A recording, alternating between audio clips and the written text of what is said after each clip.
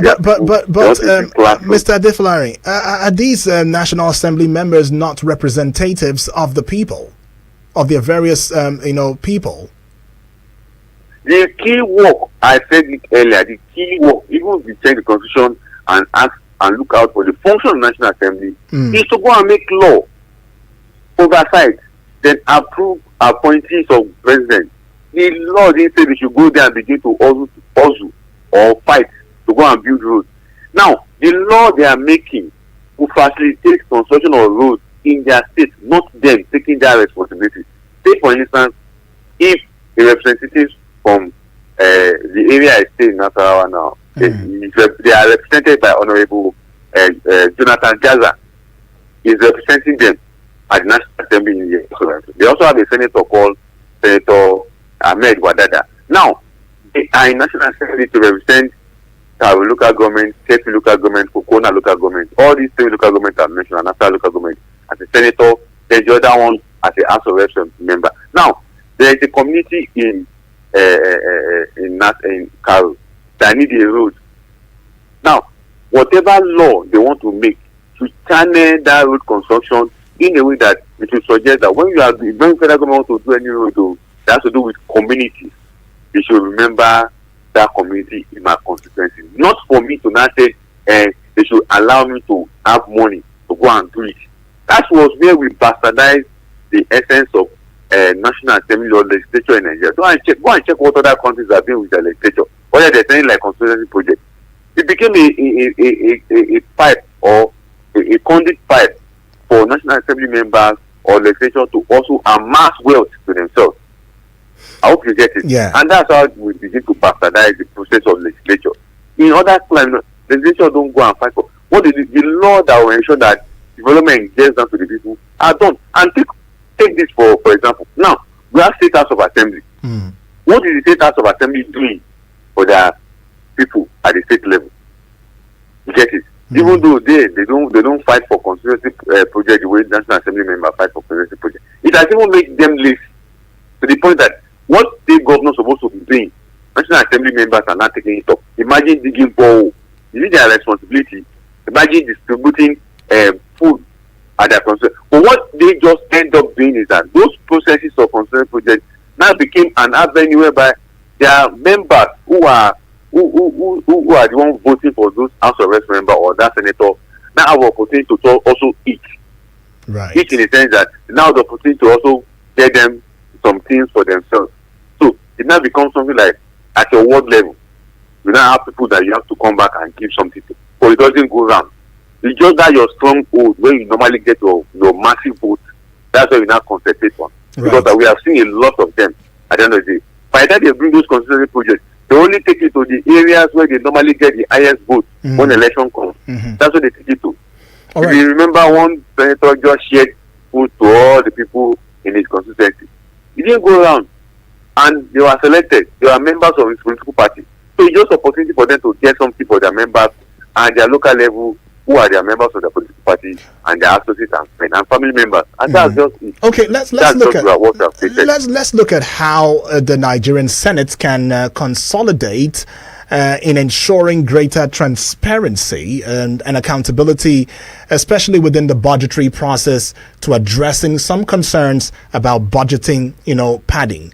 How can the Nigerian Senate ensure greater transparency with matters that border around accountability in budgetary processes in addressing budget padding concerns?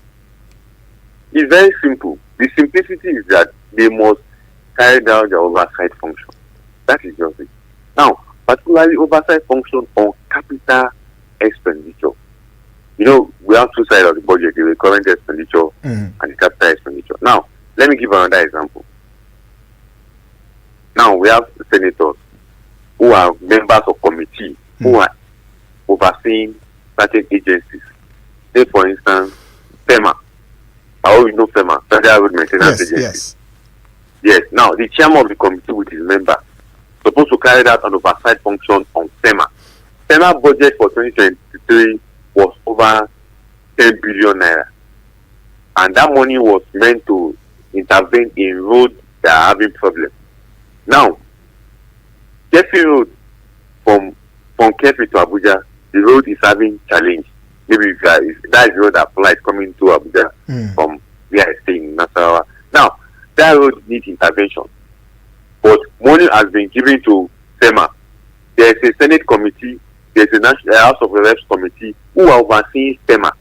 Have they ever driven on that road from Kefi to Mopo Junction? That is the boundary between Abuja and Nasarawa, to check the intervention that SEMA have been. That is oversight function. Right. So if they don't go and check that the roads have been so bad and money has been given to them to ensure that they repair those roads, they carried out urgent maintenance on that road, then we cannot ever see anything like accountability.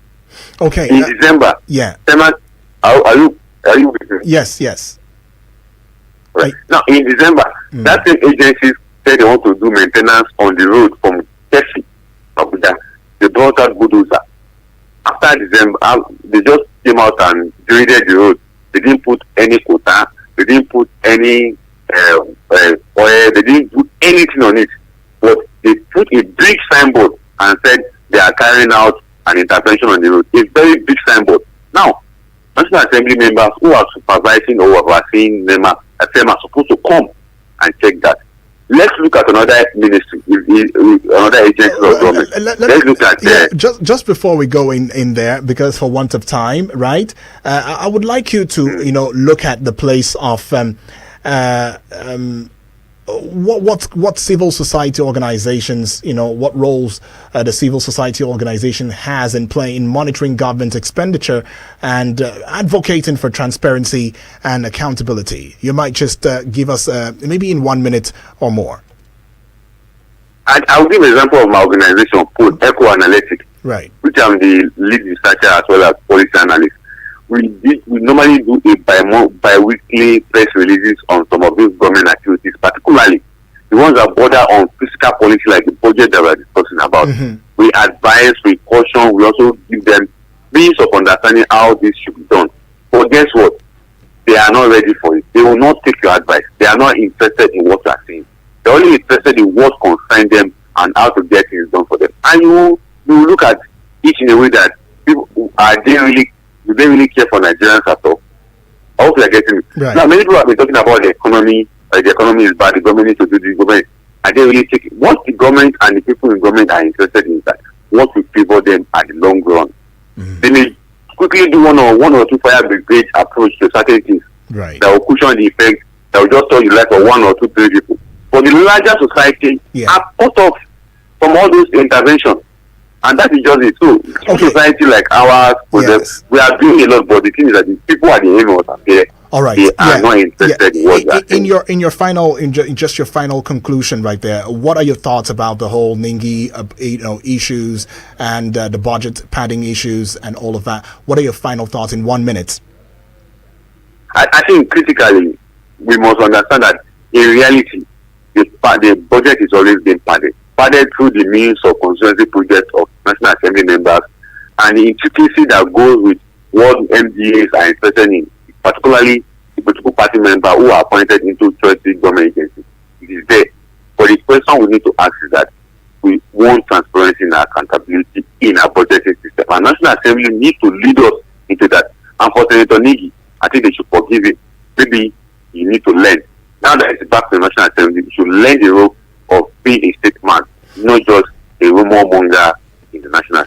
All right, thank you so much, Mr. Adefolari, for that one. Appreciate your time with us. You have done exceedingly well, in having this conversation with us, and we hope to have more conversation with you in the coming days, right?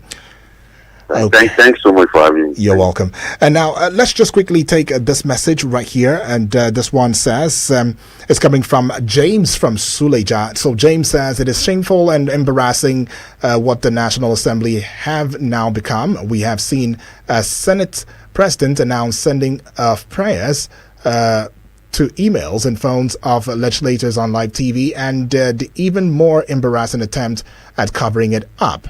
We have heard and watched embarrassing denials and counter denials on the floor of the National Assembly over missing monies. One thing is certain: there is nothing distinguished or honorable about them. The legislature which is supposed to keep the executive arm in check, are simply a rubber stamp extension of the executive. And we have seen that from the proceedings. Why do people think the presidency were keen on putting their own man in place? We have forgotten to hurry how it was reported.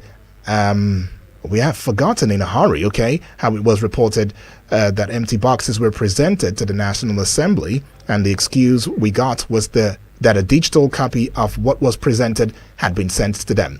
We can continue to deceive ourselves in the country, but that's for as long as we want, right?